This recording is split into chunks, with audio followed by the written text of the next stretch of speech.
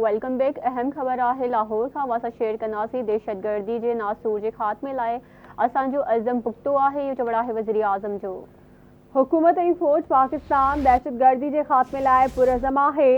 वज़ीर आज़म जो चवण आहे त पाकिस्तान दहशतगर्दी की वॾी क़ीमत अदा करे रहियो आहे।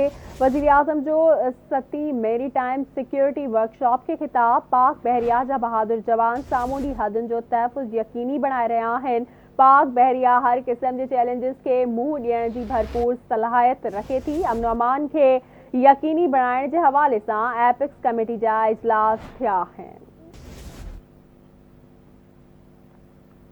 अपडेट कनासी लाहौर का अहम खबर है दहशतगर्दी जी नासूर के खात्मे लाए असांजो अज़म पुख्तो है। इहो चवण आहे वज़ीर आज़म जो। हुकूमत ऐं फ़ौज पाकिस्तान दहशतगर्दी के खात्मे लाए पुरज़म आहे। पाकिस्तान दहशतगर्दी की वॾी क़ीमत अदा करे रहियो आहे। वज़ीर आज़म जो 7वीं मेरी टाइम सिक्योरिटी वर्कशॉप के खिताब संदसि चवण आहे त पाक बहरिया जा बहादुर जवान सामूंडी हदुनि जो तहफ़ुज़ यकीनी बणाए रहिया आहिनि।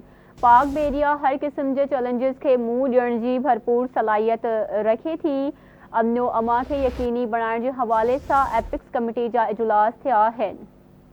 वज़ीर आज़म जो वधीक चवण आहे त 2018 में मुल्क में दहशतगर्दी जो मुकम्मल खात्मो कयो वियो। बदकिस्मती सां दहशतगर्दी जो नासूर ॿीहर पैदा थी रहियो आहे।